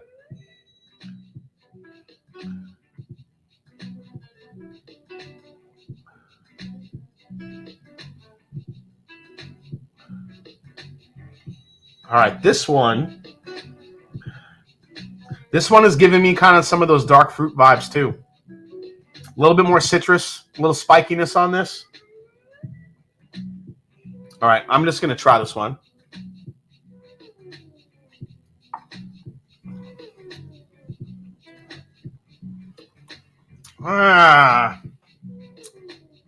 The palate, not so much. Man. The Knob Creek cast strength is quite nice. Oh, yeah, the Knob Creek rye cast strength is a nice rye, for sure. Shredder saying, Weller 12 for the world. Wow, 480 people watching tonight. Thanks so much, guys, for hanging out and chilling out. If you haven't yet, hit that subscribe button below or hit the like button, I should say, as well. I really appreciate it, guys. Thanks for being here. Appreciate all the super chats as well. Let's see here. Let me go to let me hit a different thing here. Let's go. I gotta bring some great just 80s crap in here. Because that's what I like to listen to most of the time. Here we go. Let's go with these guys. All right, one more sip here of this last one, and we'll start trying to separate these out.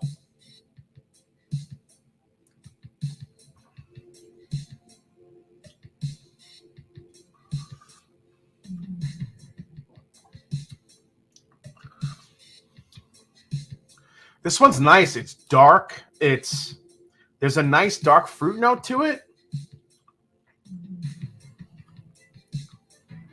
The last one here is kind of making a run.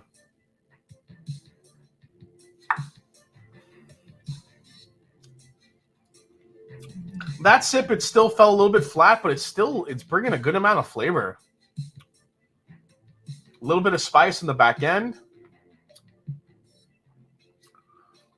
I had the OKI. I really liked it, but it hasn't been getting great reviews. Oh, the OKI. Yeah, I'll have a review for that one coming out soon too. I haven't tried it yet, but I'm borrowing a bottle from a buddy of mine so I'll be reviewing the OKI. So the new OKI Reserve is a blend. Haven't tried it yet. If anyone has in the chat, what are your thoughts on it? There's definitely I've seen a lot of mixed reviews on that one. Just like you said. Jason, you are a whiskey god. Just kidding.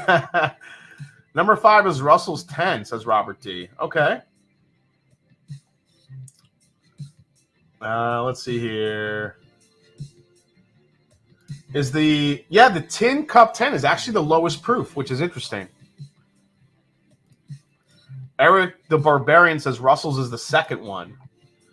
Top Shelf Dustin says the OKI blind is nice. Nothing wow, nothing bad. I think most people will like it if they're into all whiskey. And Top Shelf Dustin, he has a great palate. I definitely trust his reviews. So, all right, let's go back through these one more time real quick and see if I could start placing these here.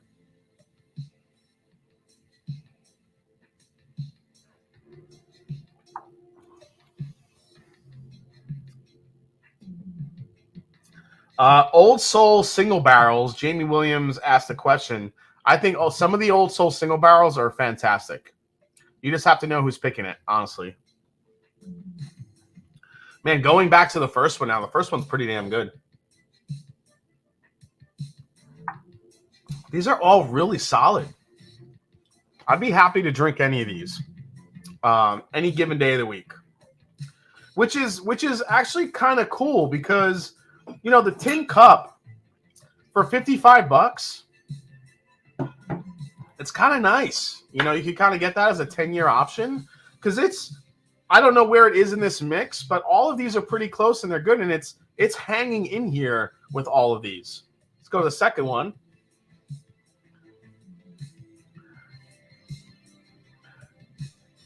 The second one is probably the richest on the nose.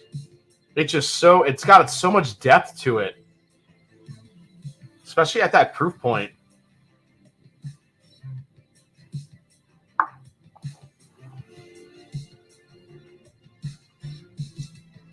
Yeah, that's nice.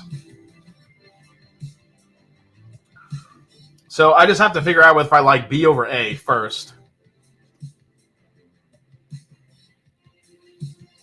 Yeah, Old Soul had some of that that tote whiskey that was going around for a little while. The Jim Beam 7.5% corn tote whiskey. I think Old Soul got some of that. Yeah, Whiskey Nose just dropped an Old Soul single barrel video. Scotch on the Bayou said, I'm going to be in Louisville for one day, suggesting where to visit for a single malt girl. Man, in Louisville, Kentucky, single malt? You're not going to find a lot of great single malt in Louisville. That is a bourbon town. However, I have to think of there is a bar in Louisville that I went to that actually had a really nice selection of a little bit of everything. Loving some Sagamore rum finish right now. Very cool. Bought a few bottles of the Old Soul 15-year. Love that for $120, $130. Yeah. That was the thing with that 15-year-old stuff. Like Chicken Cock had the same shit. They were charging like $300 for it. Old Soul had it. They were charging $120, $130 for it. It was all over the map. What is it? Hunt and Gather got the 15-year stuff. What was Hunt and Gather at? Were they at like 150, something like that?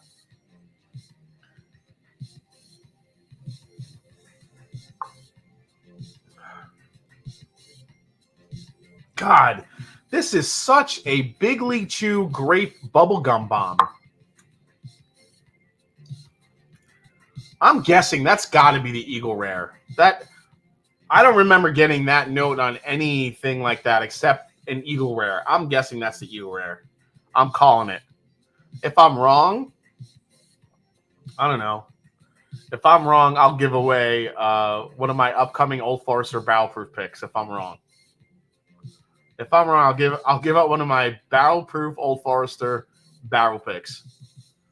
Our Old Forester barrel proof pick is coming in at 131.1 proof, and it's fucking incredible. It came out amazingly well. So the last thing I'll mention here before about Jackie Zykin is when I got to do when Scott and I, the Master Journey Whiskey Club, we got to go to Old Forester and do a barrel pick. We actually sat down with Jackie to do the pick, and the one that we chose, she's like, this one's really good. It's almost there, but another 3 or 4 months in the barrel is going to really help this one. It's just going to round out everything. And she was completely right, because that pick that we did turned out incredible. It is the Butter Pecan blend. It's butter pecan, it's toffee, but it's also chocolate cherry. It's like Old Forester 1920, not the current ones. I'm talking about the older 1920s, but on steroids. Like all of that 1920 chocolate cherry profile on steroids. That's what our pick tastes like. And I am so happy with it. I can't wait for the patrons to get their hands on it. It's going to be awesome. You're definitely wrong. Dibs on the bottle. I mean, if this is the Eagle Rare, everything is up front. Everything is up front. It's sweet, it's grapey, but there's nothing on the finish.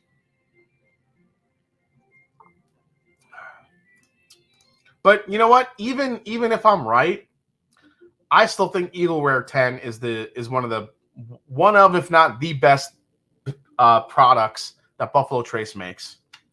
It's just so good. It's so crushable, so delicious. It's affordable. Unfortunately, you can't really find it as easily as you used to anymore.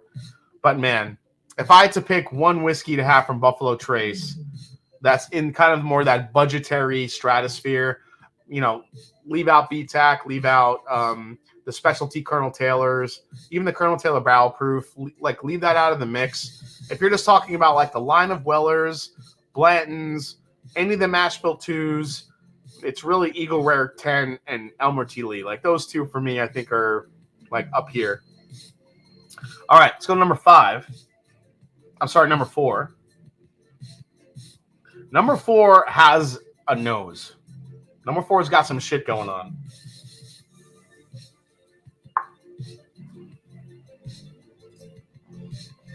Number 4 is nice.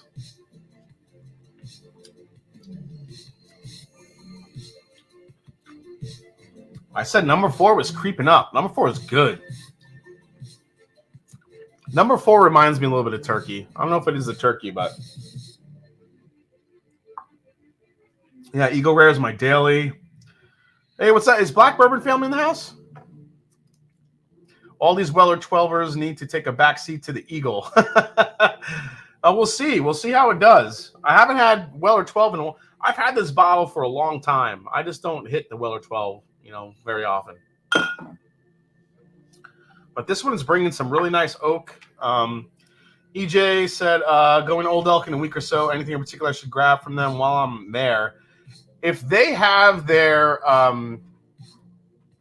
double wheat special release, highly recommend picking that up. What's up, Black Bourbon family? Nice to see you. I do miss when Eagle Rare was obtainable, Top Shelf Dustin, for sure. We have almost 500 in the chat, 500 watching right now. Guys, if you have any questions in the chat, bring them on. I love answering questions. Bring them on.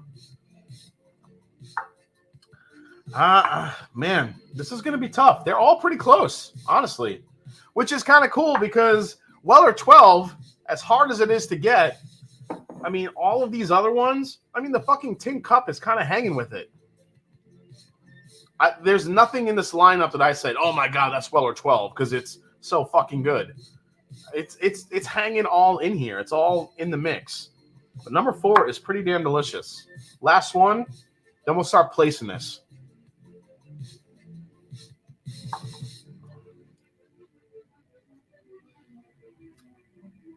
Yep, I love the Weller lineup minus the 12. Weller 12 comes across as one note to me, just not as complex as the others. Okay. ER is Bubble Bat says ER is still very attainable here in North California, although I have seen more places limit 1. Okay. My bet is on the Mictors. Yeah, I don't even know if I could place the Mictors right here. It's all kind of in the mix here.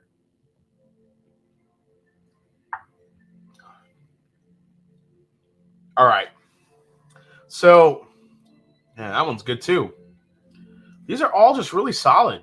I have to go on how I'm going to kind of grade this is I am going to kind of factor in nose because I think you have to because they're all pretty low proof. They're kind of close on the palate. There are some standouts, but I think I want to factor in nose too a little bit just to kind of give it, you'll get the best experience out of either of these, whether it's be nose and palate. So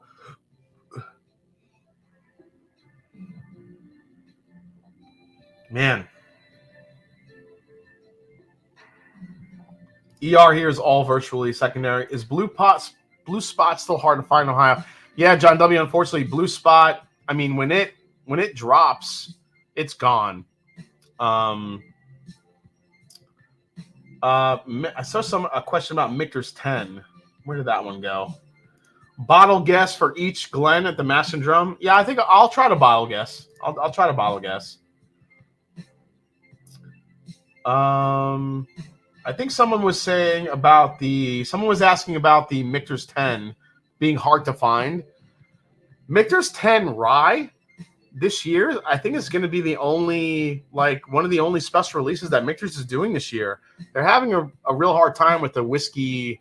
I don't want to say whiskey shortage, but they're having a hard time getting their special releases because they have such high standards of their releases that they're having a hard time kind of filling bottles for their stuff. So I think the Michter's 10 year, they just announced it will be coming out. The Michter's 10 year rye, I should say. And the Michter's 10 year rye, I think, is one of my favorite releases that they do. I think it's a really special rye, even aside from the barrel proof rye. It's just a really, really layered rye whiskey. So, all right, let me let's see here.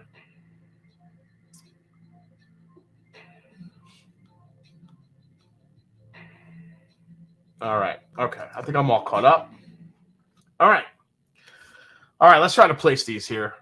So I'm calling this one to be the Eagle Rare. That's going to be my bottle guess. I think this is Eagle Rare right here, which is number 3. I'm gonna get a pen to keep track because I don't want to fuck this up. Sometimes I lose track of what glass is what here.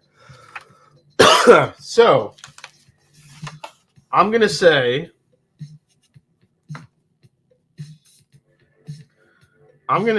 glass 3 is Eagle Rare. That's my guess. And I told you, if I'm wrong, I'm giving away an Old Forester. Man, 1 is tough now.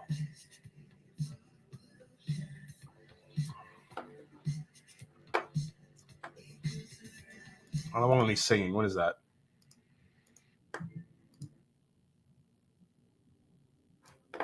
I have that guess.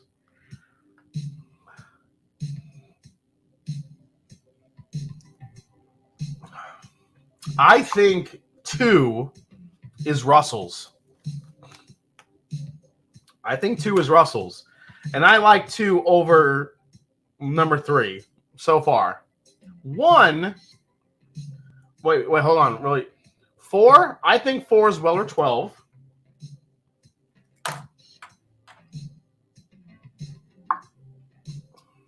Yeah, I think 4 is Weller 12. I'm going to go with 4 for Weller 12.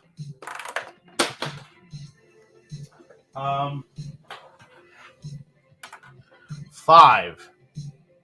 I think this is the Tincup. I'm going to say 5 is the Tincup. And I'm going to say 1 is the Michter's. So those are my guesses. But now I have to kind of place these here. I'm actually going to leave these in the order that they are. And I'm just going to write down what place I have for them. So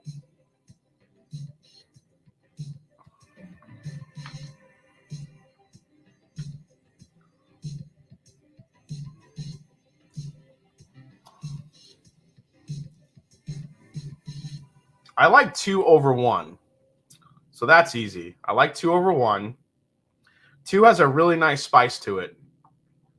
It's got it's mouth coating. It's got a finish to it.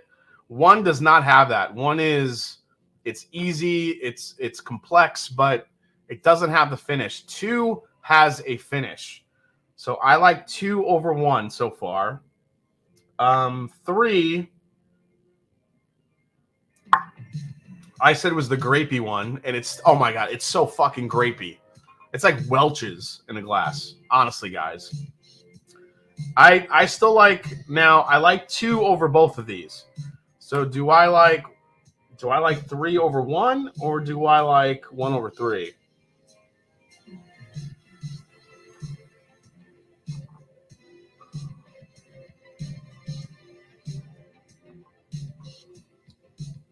I think I like 3 over 1.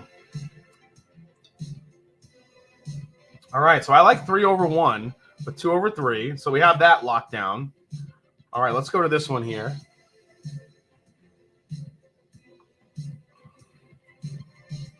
Number 4 is, Again, I mean, I can't go off of my guesses because that's just going to fuck me up. How can I tell if I have a newer Russell's 10 release? Go on the bottom of the bottle. There is a faint laser code. Let's see, where is it on this bottle? There's a faint laser code right here in the very, very bottom, right on the butt of the glass. The laser code will tell you if it's LL. It actually will tell you, it actually says 2022 now. So if you see on the bottom the laser code, it says 2022, you have a newer Russell's bottle. So this one is a newer one. It's a 2022. So holy shit, 529 in the chat. What's up, everybody?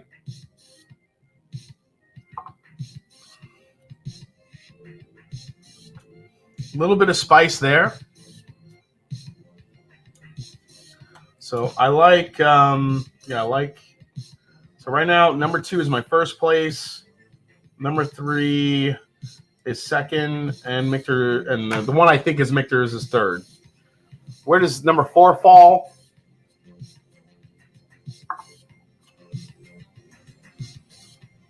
It's good. Do I like that over number 2, though? No. Number 2 has more of a finish going on. So it's a little bit more rounded. So I'm going to stay with number 2. And last one here, which I think is the Tincup, maybe. I mean, this could be the Weller 12 as well. I mean, it's really sweet on the nose.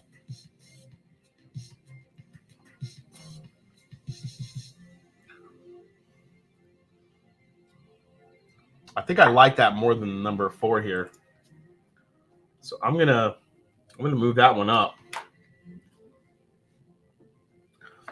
It's such an interesting placing here.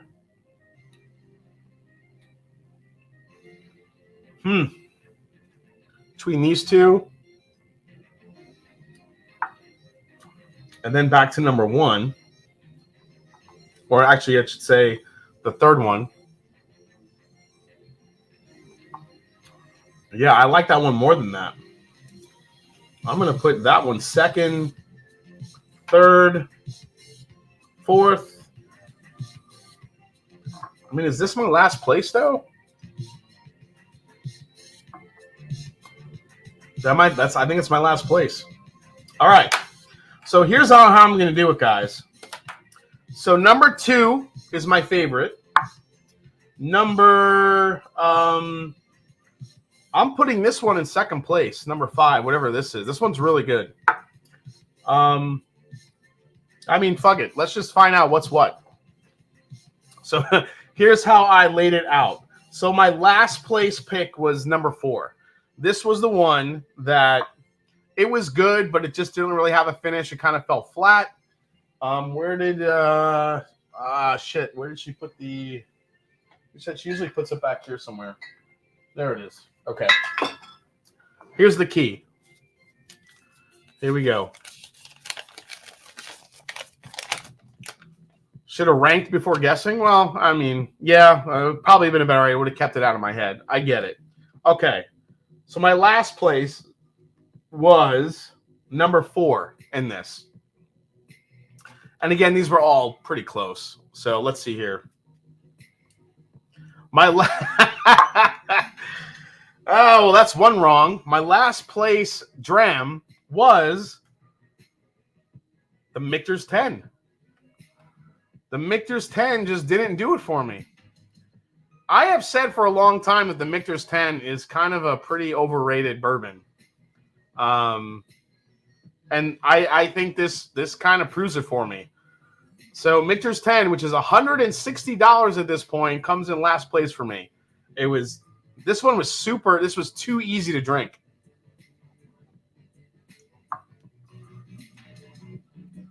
You know what? You get the oak in number 4, but there is absolutely no finish on it. No finish. And I thought that was the Weller 12, and it's not. Michter's 10, last place for me on that one. No finish whatsoever. That's what did it. Okay. Wow. Michter's out. Second, let's see. That was 5th. Let's go to 4th place, which was number 1, which I thought was the Michter's. This one is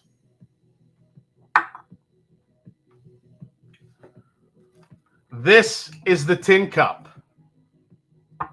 The Tincup was in Glass A, which I was going back and forth for a little bit. The Tincup ended up being Glass A. So, so just as a just follow me at this point. $55, $160. The Tincup took out the Michter's 10 year.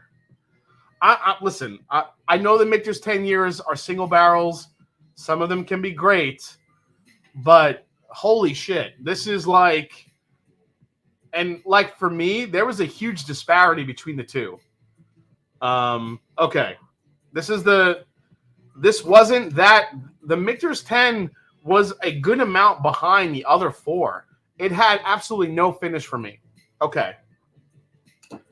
So that means Eagle Rare, Weller 12, and Russell's are in the top 3 here. Okay. Let me go back. So that was my 4th. Let's go to my 3rd place. My 3rd place was number 3. And oh my God, this is the one I thought was Eagle Rare. Was I right? Was I right? Let's go here. This was E.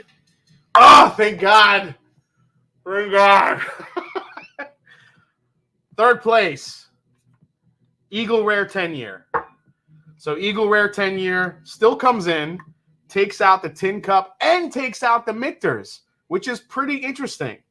So again, I still think that Eagle Rare is one of the best products Buffalo Trace makes. I just wish it was not. I still think. I wish, at least in my area, it was more readily available. It's just not anymore, and in most areas. But again, this came through as a complete Big League Chew grape bubblegum bomb, and that's usually the note I get on some Eagle Rares, and it rang true. So no Old Forester for anyone tonight. No Old Forester pick, which means the top 2. Russell's Reserve single barrel. I'm sorry, Russell's Reserve 10 year and Weller 12. All right. Here we go. This is scary. If I pick Weller 12 as my favorite, I'm going to be pissed. All right. 2nd place went to number 5 right here. Number 5. And then my 1st place, I gave it to number 2. So these are my top 2 right here.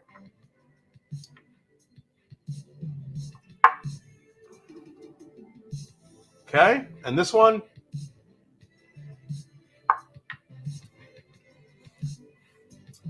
this has to be the Russell's 10. I'm just saying. It's got the spice. All right, here we go.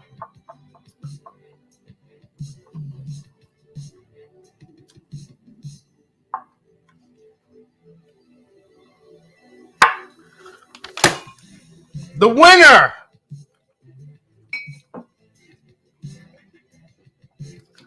Russell's fucking 10-year, comes in as the low-proof behemoth, taking out Weller 12, Michter's 10, Eagle Rare.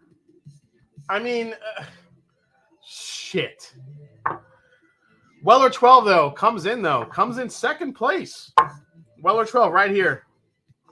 That's the lineup. So let me line this up here. Russell's, Weller 12, Eagle Rare, Tincup 10, Michter's 10.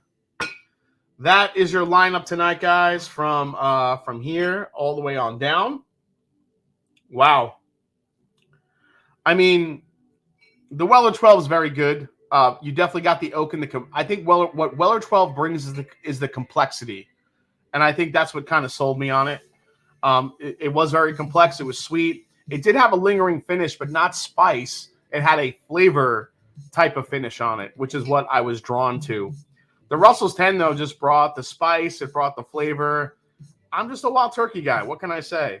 Eagle Rare was very, very close with the Weller 12. The only thing the Eagle Rare lacked for me was a finish. But if you like grape and bubblegum and Big League Chew, grapey gum and cherry, man, Eagle Rare is so effing good. The Tincup, though, taking out the Michter's 10-year was probably the biggest surprise of this. The Tincup, I had more complexity, more spice, more of a finish, even 10 proof. Now, guys, we're looking at 10 proof points below. This is 94. This is 84. And the Tincup still brought more flavor and a finish than the Michter's did. Now, that might be a product of the Tincup being MGP and a high rye bourbon, whereas the Michter's I don't think is a high rye. It's very easy sipping. It's very, I don't know. But this was really cool. Since Weller 12 didn't win, can you send the rest to me at the Mash and Drum? I love my Russell's done. Yeah, man, experience and the head distiller speaks itself. Turkey tater. I'm kind of a turkey tater, I guess. And that's the thing. Russell's 10 is $35 and available. And not for nothing. The Weller 12, it's a good solid bourbon, but it's nothing I would go crazy paying for. I think. Remember, guys, when Weller 12 first came out, it was a $40 bourbon. It was meant as a high age, lower proof, easy sipping whiskey, and folks are paying an obscene amount of money for it. Like I said, Eagle Rare, great. This Tincup, I think, if you guys see it, grab it. It's really delicious for a low proof 10-year-old offering for $55. You don't have to pay $160 for this Michter's anymore. Get yourself a Tincup. It's really good. But what can I say? Turkey for the world, baby. Woo! Love it. Love it. Well, I mean, it was 20 when it first came out, but 40, 50, 60 right now was kind of the MSRP. But yeah, it was a $20 bourbon when it first came out. Crazy. All right, so here we go. Before I sign off, I'm going to blend all of them together and see what happens. So 1, 2, 3, 4, 5. Here we go. Blend the low proof mega blend of all 4 of these, all 5 of these, I should say. Absolutely love it. All right. Let's let that stew. Still have a lot of whiskey left in here. And what's kind of nice is I still feel completely fine because you know what? This was a low proof tasting, which is kind of nice sometimes. Wasn't like the Elijah Craig barrel proof thing I did last week because that was crazy. Before I try this next week live on the show, I'll be kind of breaking out my favorite bourbons and whiskeys from the first half of 2022. So we'll kind of go through those. We'll taste them again. We'll see which ones really stand out next week. And I'll kind of throw some others in the mix. We'll kind of do a little bit of a blind to see which is my favorite for 2022 so far. Because the following week after that, I'm going to be in Vegas for a week, and we'll probably have to skip a live. I won't be able to go live because I'll be at work. But yeah. And really quick, before I forget, I did want to mention this right here. Adriana Whiskey Mountains, the Alzheimer's Fundraiser Whiskey Raffle, July 10th, which is a Sunday, 9 p.m. Eastern. Every $5 gets you an entry. There's a bunch of bottles that are available in that auction to raise money for the Alzheimer's fundraiser. So Whiskey Mountains, Adriana is one of the greatest people on WhiskeyTube, and she did this last year and raised a bunch of money. So this year, I think it's just going to be bigger and better. I will have a couple bottles in the mix as well. So definitely check it out. So just mark your calendars down for that one. All right, here we go. Let's try the low proof blend.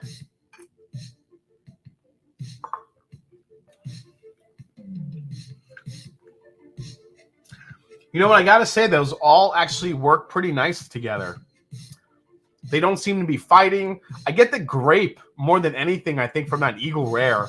That Eagle Rare grape note just wants to overtake everything. There's some good spice here, good oak. Shit. This was a lot of fun. So before I sign off, guys, make sure you like, subscribe before you get out of here. If you're thinking about becoming a member of the Master Journey Whiskey Club, I'll be opening up some slots pretty soon. Right now, they're capped. I'll be opening up some slots in the legendary and epic drummer tiers. Also, for those of you in the Master Journey Whiskey Club, you guys just probably got your Starlights, your Nashville bourbon picks, Old Forester, Four Roses, 2 Jack Daniel's single barrels coming real soon. And on top of that, we got a lot more coming. Love all you guys. Thanks for supporting the Master Drum tonight and watching. We had almost 600 in the chat tonight, which is a great viewership. Love you guys. See you next week right here. We'll be going through my top 2022 bourbons and whiskeys so far.